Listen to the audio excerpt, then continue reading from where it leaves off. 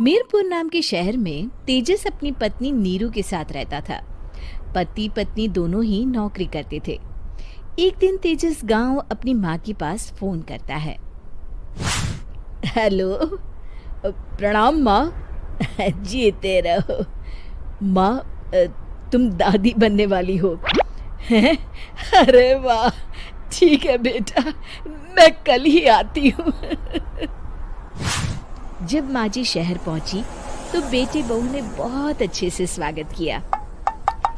लीजिए माँ जी, चाय। अरे गर्मा गर्म पकोड़े ले आओ माँ के लिए। नीरू रसोई में गई और 2 मिनट में ही पकोड़े ले आई। जी ये लीजिए। बहू जादू से बनाए हैं क्या? अभी तो रसोई में गई थी। यम्मी। माँ जी, शीला रसोई में पकोड़े तल रही है, मैं बस लेकर आई। हे भगवान, मेरा धर्म भ्रष्ट कर दिया तूने। अब तो गंगा जल से शुद्धिकरण करना होगा।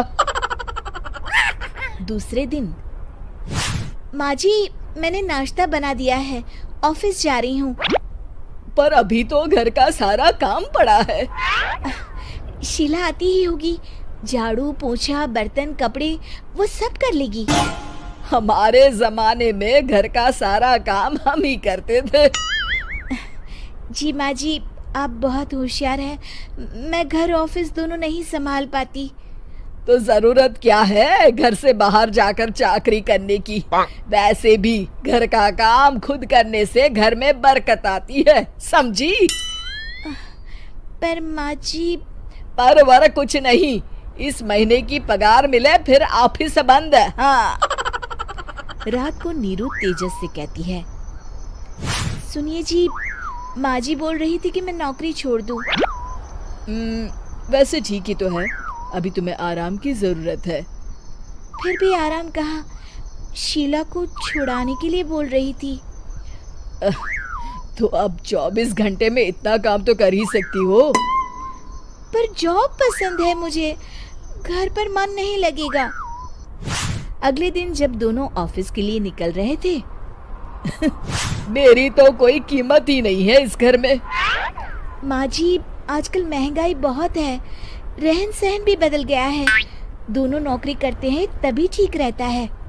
अच्छा, तू कहना क्या चाहती है? मेरा बेटा तुझे बिठा के खिला नहीं सकता? तू ही इस घर का खर्च चला रही है, हैं? नहीं माँ जी, मेरा वो मतलब नहीं था। मतलब खूब समझती हूँ, ये बाल धूप में सफेद नहीं किए मैंने। हाँ।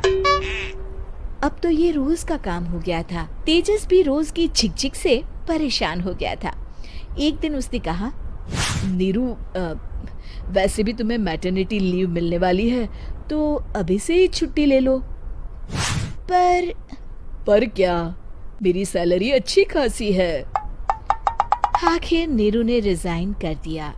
जब बच्चा हुआ तो घर में सब बहुत खुश हुए।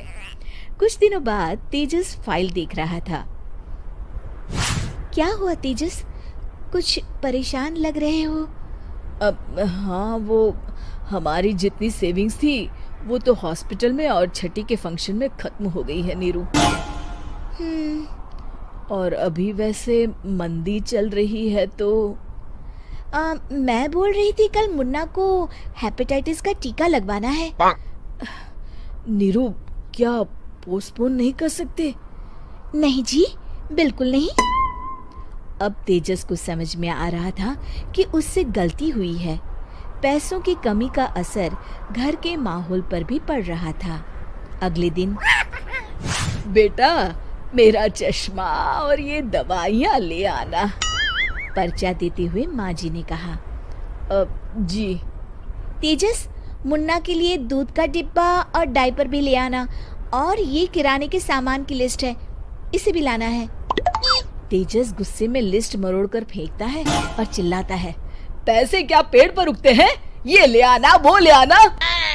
अरे पर ये जरूरत का सामान ही है। वो गुस्से में बिना कुछ कहे ऑफिस चला गया। अरे लंच तो ले जाइए। नीरू दौड़कर डिब्बा पकड़ाती है। एक दिन खाना खाने के बाद, नीरू, अब तो मुन्ना कुछ बड़ा हो गया, तो अब तुम वापस ज्वाइन कर लो ना जॉब। पर इस रिसेशन में जॉब मिलना बहुत मुश्किल है। ट्राई तो करो। फिर मुन्ना, माँ जी है ना, और एक फुल टाइम मेड भी लगा लेंगे। पर माँ जी, उन्हें तो पसंद नहीं।